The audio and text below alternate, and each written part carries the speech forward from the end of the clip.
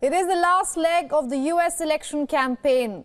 To be exact, 2 weeks to go from now. Both candidates, Kamala Harris and Donald Trump, are looking to intensify their outreach, and it is directly or indirectly targeted to the undecided voters. So who are undecided voters? They are those people who still don't know who they will vote for. Less than 2 weeks to go, let me remind you. It is very slim percentage of people, less than 4% actually. And that translates to 1.2 million people. That's about the population of America's smallest state. So who are they in terms of demographics? It is a group heavy on younger voters, people of color, and those without college degrees. Black voters make up about 21% of the undecideds, which helps explain Harris's explicit push for them and Trump's sudden boost among them. I love Gen Z. Because we have Gen Zs in our lives. We have kids who are Gen Zs. It can be complicated, I know. I love Gen Z. These young leaders are they're clear-eyed. You know, they've only known the climate crisis. They've only known active shooter drills. I mean, we had fire drills, not our kids, right? But they also, they're so wonderfully impatient. Right? No, really, that's good. That's good. They're ready to get in there. Let's invest in them. Now, Trump, on the other hand, has enjoyed a few polling numbers. He was busy in battleground state of North Carolina. At one stop in the state's hurricane-battered mountains, he urged supporters to go to the polls despite the hardships they were facing. Then, after a rally in Greenville, Trump ended his day at a Christian event. He made the same pitch as the Democrats, and I'm quoting, "Save the country."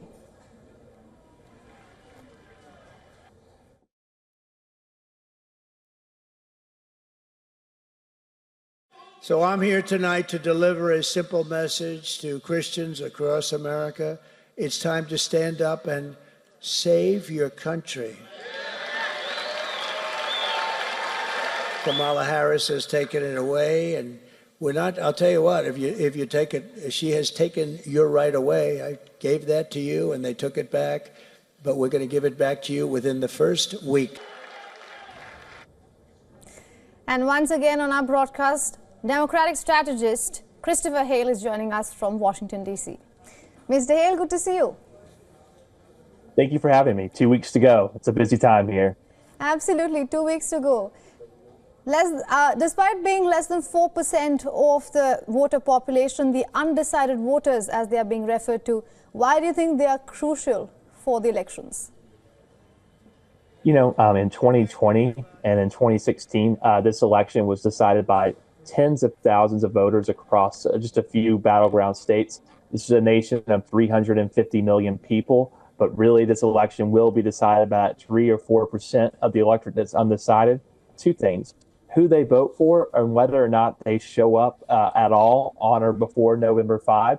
So that's why you see, of course, Vice President Harris campaigning with Republican Liz Cheney. I think we now see that perhaps President Trump's going to try to bring back Nikki Haley on the Republican side. They have to court over those moderate voters, and that is the small segment of the electorate that's left. So it makes total sense these last 2 weeks of this election cycle will be completely devoted to those types of voters. All right, Mr. Hale, since you say that, I have two questions for you. One, as you said, less than 2 weeks to go. How is it that people in America still haven't decided? And two, since they're less than 4% of the population, voter population rather, how will the candidates reach them, given that majority of them are Gen Z?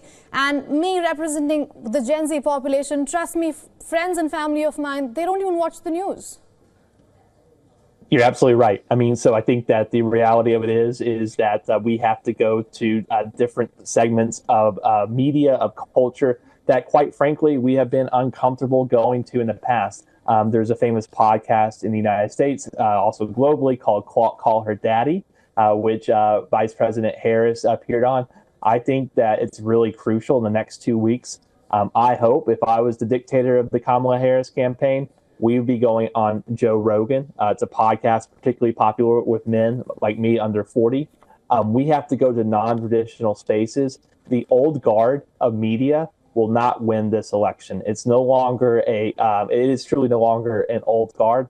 We have to find new pathways. We've been trying that for the past week or two, but now it's time to go all in. So I do think you're absolutely right.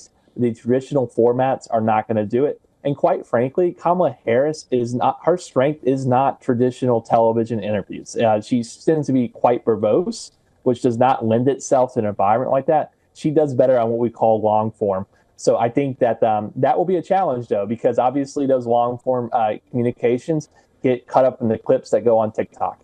So I think it will be her challenge over the next really 2 weeks here is seeing if we actually can go into these spaces and win. Right. You're a Democratic strategist. I think this is a question for you. There is there is a notion that says that Donald Trump has silent voters. Do you think Kamala Harris is wary of that? I think so. I think that there is a great possibility of silent voters. There was in 2016. There was in 2020. He has, every time he's been on the ballot from the Iowa caucus in 2016 forward, he has outperformed the polls every time. So look, I think that the fact that we're up 2 or 3 nationally is concerning. I think the fact that we're only up 1 or 2 points in these battleground states is concerning. There is one thing that's our hope, though. I think this is a very strange thing. Historically, Democrats have said, when everyone votes, we win. That has switched. Honestly, the highly educated, highly informed voters, the people who are watching news programs like ours, are more likely to be Democrats. So that if you're showing up, if you're 100% showing up to vote, we are more likely to have you. Really low propensity voters are much more likely to be Trump voters. So strangely enough, for Democrats, so maybe we hope it rains on election day.